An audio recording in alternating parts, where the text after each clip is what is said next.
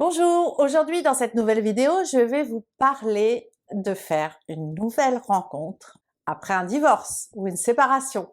Il est important de ne pas mettre de côté sa vie de femme parce qu'on a divorcé.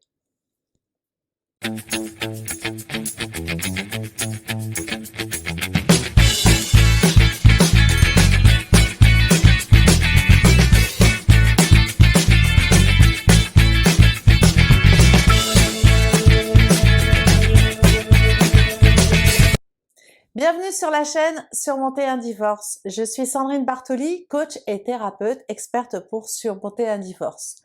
J'aide et j'accompagne les femmes à faire en sorte que leur divorce ou leur séparation ne soit qu'une étape de leur vie et pas un échec, afin qu'elles rebondissent et qu'elles puissent avoir un nouvel avenir heureux.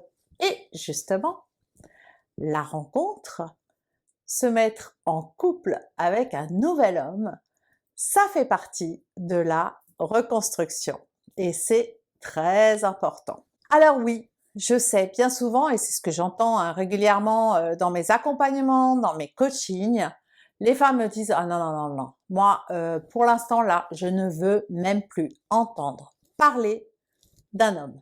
Je ne veux plus, je n'y pense même pas et je ne songe même pas à me remettre en couple. » Ok? Ok, c'est ok. Moi, j'y vois pas d'inconvénient. En fait, je ne vois pas d'inconvénient au fait qu'une femme puisse, dans une période donnée de sa vie, rester célibataire. Si c'est son choix et si c'est pas en réponse, par exemple, à une souffrance. Or là, lorsque les personnes que j'accompagne me disent en premier lieu, je ne veux plus rencontrer d'hommes, clairement, c'est lié à la souffrance. Elles ne veulent plus souffrir, elles ne se sentent plus capables d'aimer et de donner parce qu'elles ont été déçues. Alors justement, là, toute cette phase en fait de reconstruction, tout ce travail que vous devez faire sur vous pour traverser cette étape de la séparation, la rencontre en fait partie. La rencontre, je veux dire, c'est l'aboutissement en fait d'une reconstruction réussie. C'est-à-dire qu'une fois que vous êtes réconcilié avec vous-même, que vous avez repris confiance en vous, que vous avez regagné l'estime de vous, il n'y a aucune raison pour ne pas vous projeter dans l'avenir avec un homme. Il n'y a aucune raison. Bien entendu, vous pouvez aussi choisir de rester célibataire. Et ça, comme je le disais tout à l'heure, c'est ok, j'y vois pas d'inconvénient à partir du moment où c'est vous qui le choisissez, que vous êtes heureuse comme ça, que vous vous sentez parfaitement équilibré, parce que justement, peut-être que cette période, elle est nécessaire pour vous recentrer, pour travailler sur vos besoins, pour travailler sur vos limites. Je parle souvent de cela, hein, sur le respect que vous devez avoir d'abord en vous-même, et puis de repenser peut-être à vous, donc vous recentrer vraiment et de faire un travail sur vous approfondi. Donc ce travail, il peut durer un certain temps, et pendant cette période-là, il est possible que vous n'ayez pas envie de faire de nouvelles rencontres. Ceci étant, il ne faut pas se fermer à la possibilité de rencontrer un homme et de tomber amoureuse. Oui, oui, ça peut arriver et je souhaite de tout cœur que cela vous arrive. Parce que déjà d'une part, ça voudra dire que vraiment vous avez tourné la page, vous avez fait fi de votre passé et que là vous êtes aujourd'hui là bien présente et que vous êtes prête à aborder l'avenir et l'avenir avec une nouvelle personne. Il est important en fait d'avoir quelques conseils avant cette nouvelle rencontre. Alors premièrement, il faut se sentir prête parce que lorsqu'on se sent prête, cela se ressent, les autres le ressentent. Vous êtes entre guillemets disponible et ça se voit. Ça se voit dans votre sourire, ça se voit dans votre façon de parler, ça se voit dans votre approche aux autres, votre langage corporel aussi en dira long. Et vous allez aussi dégager les fameuses phéromones. Donc ça, ce sont les signaux que vous allez envoyer à votre futur nouveau partenaire. Et celui qui recevra ses phéromones et qui y sera sensible, sera une personne qui sera attirée par vous. Lorsque vous allez rencontrer cette personne, il va falloir quand même faire attention à certaines choses pour faire en sorte de ne pas reproduire peut-être le schéma de relation que vous avez déjà vécu, pour aussi être assez vigilante et éviter de tomber dans une relation toxique. Alors tout d'abord, voici mes conseils pour réussir une rencontre après un divorce. Tout d'abord, je dirais qu'il vous faut à la fois prendre confiance en vous. Si il vient vers vous, c'est que vous lui plaisez. Donc arrêtez de vous poser des questions en vous disant « je suis trop grosse, je suis pas assez ci, je suis pas assez ça ». S'il vient vers vous, s'il vous sourit, s'il a envie de vous parler, c'est qu'il est intéressé, c'est que vous lui plaisez.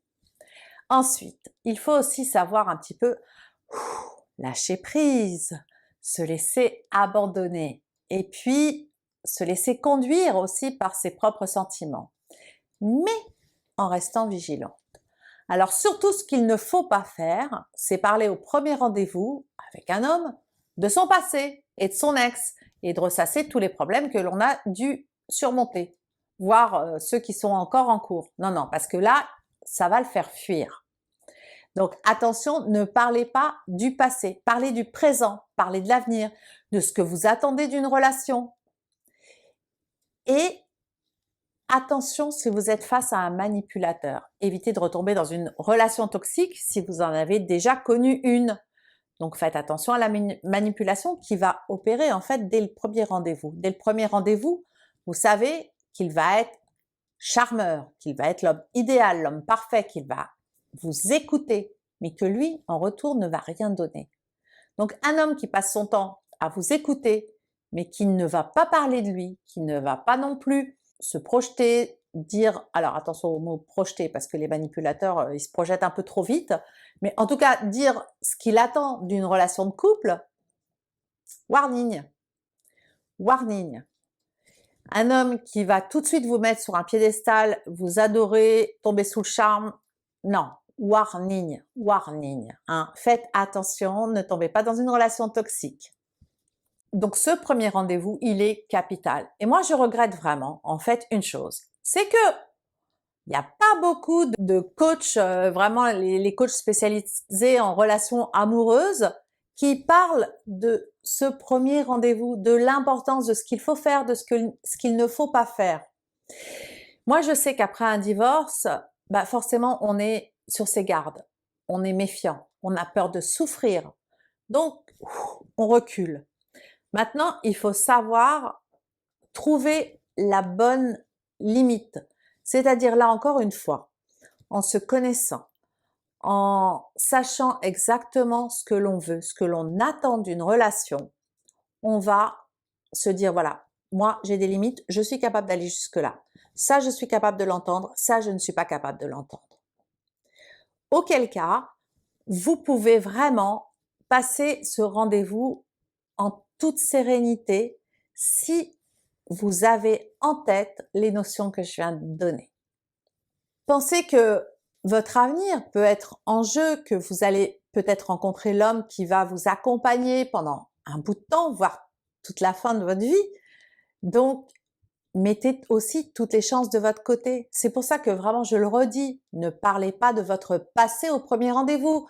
Ne parlez pas de votre ex, des problèmes que vous avez rencontrés. On ne peut pas construire une nouvelle histoire quand le passé n'est pas clôturé. Donc ça, c'est vraiment la première chose à faire, c'est de se dire, est-ce que je suis claire, moi, dans ma tête, avec ma relation précédente? Est-ce que j'ai vraiment tourné la page? Est-ce que je n'ai plus un espoir caché de me dire, ah, si je pouvais revenir avec mon ex? Non, aujourd'hui, vous êtes dans le présent, vous devez avancer, vous avez peut-être l'opportunité de rencontrer quelqu'un qui va répondre à vos critères, qui va vous rendre heureuse.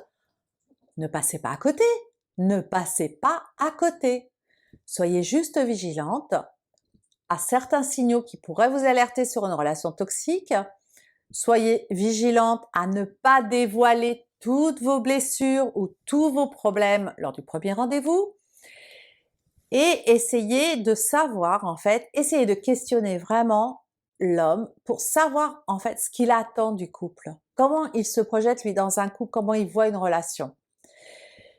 Essayez de faire en sorte de bien voir s'il est sincère, s'il parle avec son cœur et s'il a envie vraiment de faire un bout de chemin avec vous. Lâchez prise un petit peu, laissez-vous aller, accordez-vous du bonheur, accordez-vous l'opportunité de pouvoir vous reconstruire, oui, mais pourquoi pas à deux. Je vous dis à très bientôt pour une nouvelle vidéo. Ciao!